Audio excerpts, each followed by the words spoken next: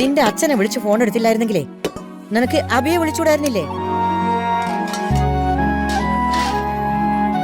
അമ്പലത്തിന്റെ അകത്താണെങ്കിലും അവനെടുക്കും. ചെറിയമ്മ കണ്ട വഴക്ക് പറഞ്ഞാലോന്ന് ഓർത്തിട്ടാ ഞാൻ.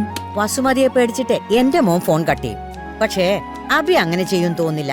നീ ഒന്ന് വിളിച്ചു നോക്കുമോളെ, മരുന്നിന്റെ കാര്യല്ലേ.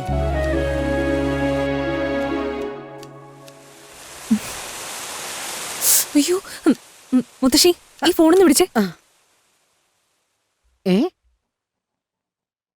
ഹലോ ദുർഗേച്ചി. ഞാൻ മുത്തശ്ശി അബി. നീ തൊഴുതുറങ്ങിയോ? അതിന് ഞങ്ങൾ അമ്പലത്തിലൊന്നും പോയില്ല മുത്തശ്ശി. പിന്നെ നിങ്ങൾ എവിടെയാ പോയത്? ഞങ്ങളിവിടെ ടൗണിലൊരു ഹോട്ടലിലാണ്. അഷിത ചേച്ചിക്ക് ഒരു കല്യാണാലോചന, ഒരു പെണ്ണ് കാണൽ ചടങ്ങാണ് ഇപ്പോൾ ഇവിടെ നടക്കുന്നത്.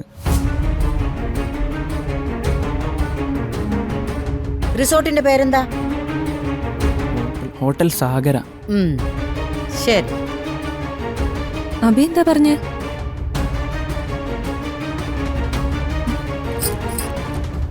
നീ വാ. എന്താ മുത്തശ്ശി, എവിടേക്കാ? അതൊക്കെ പറയാം, വാ. നീ വാ മുത്തശ്ശി. വാ. കല്യാണമൊക്കെ ഈശ്വരൻ തീരുമാനിക്കുന്ന കാര്യമാണ്.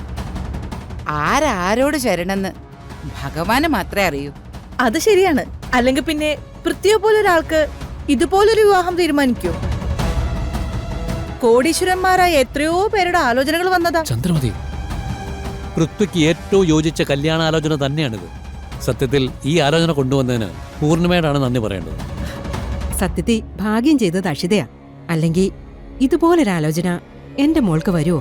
ഞങ്ങൾക്ക് സ്വപ്നം പോലും കാണാൻ പറ്റാത്ത ബന്ധമല്ലേ ഇത്. രണ്ടുപേരെ മനസ്സ് തുറന്ന് സംസാരിച്ചല്ലോ അല്ലേ? അതിനൊക്കെ ഇനി ധാരാളം സമയം കിടക്കുകയല്ലേ. അതെ അതെ. പൃഥ്വി, നീ എവിടെ പോവാ? ഞാൻ ഇപ്പൊ വരാം.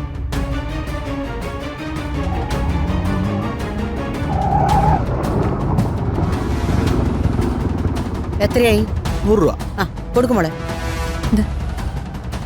വാ. അമ്പലത്തിലേക്കാണെന്ന് പറഞ്ഞ് വന്ന സ്ഥലം കണ്ടില്ലേ? കൊള്ളാം. മുത്തശ്ശി എന്താ പറ്റിയേ? നീ മിണ്ടാതെ വാ.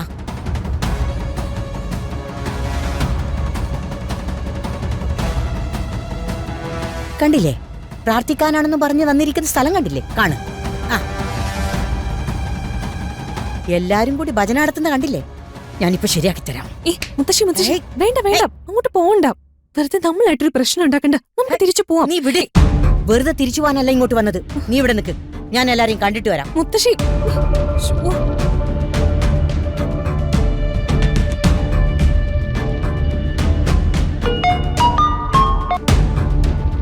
ഹലോ. ഫോൺ വിളിച്ചാൽ എടുക്കാനൊക്കെ ബുദ്ധിമുട്ടായല്ലേ?